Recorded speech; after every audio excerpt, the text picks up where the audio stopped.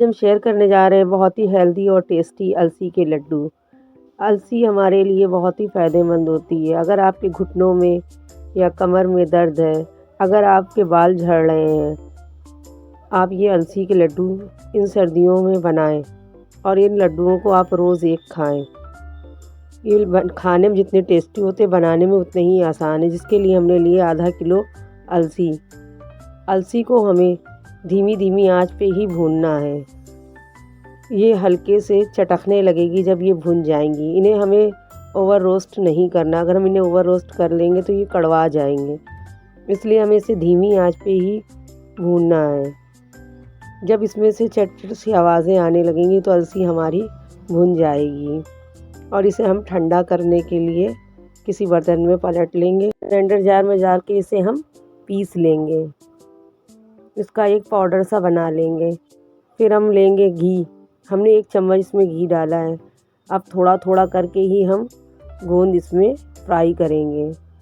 गोंद को भी हमें धीमी धीमी आंच पे फ्राई करना है।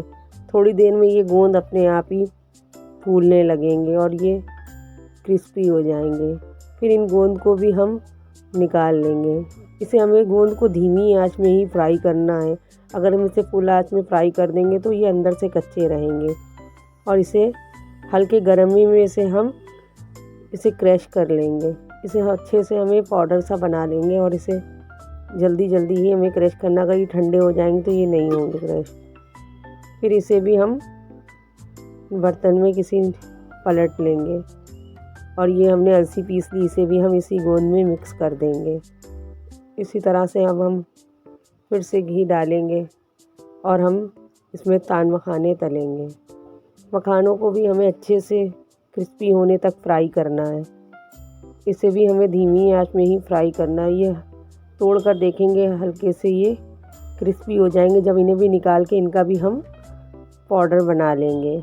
हम धीमी आंच पे भी मखानों को हम फ्राई करते रहेंगे और इसे भी हम ग्राइंडर जार में डालकर इसका एक पाउडर सा बना लेंगे। अब जो जहाँ गोंद और अलसी के बीज डाले उसी में हम मखाने भी मिक्स कर देंगे।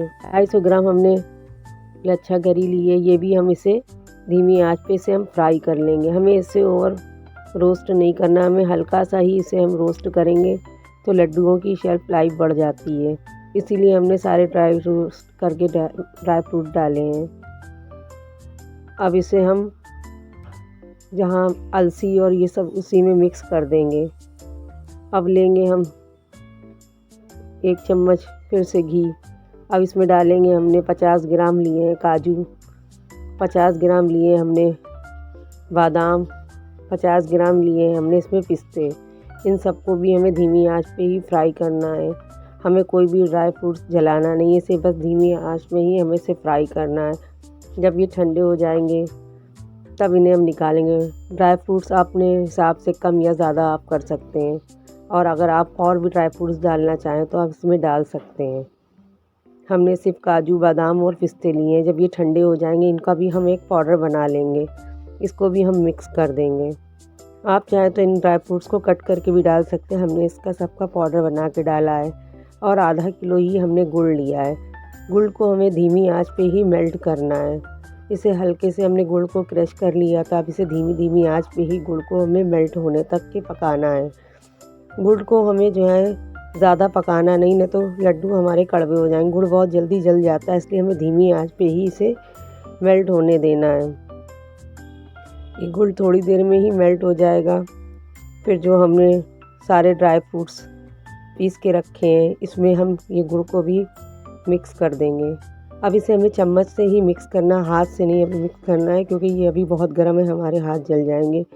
अगर आपको घी की क्वांटिटी कम लगे तो आप इसमें थोड़ा सा घी और भी डाल सकते हैं।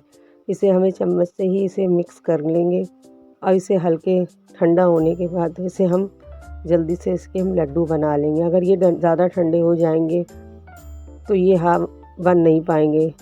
ऐसे अगर बनने में थोड़ी सी दिक्कत आए तो आप घी लगा लगा के इन लड्डुओं को बांध लें। ये बहुत ही आसानी से लड्डू बन के तैयार हो जाएंगे।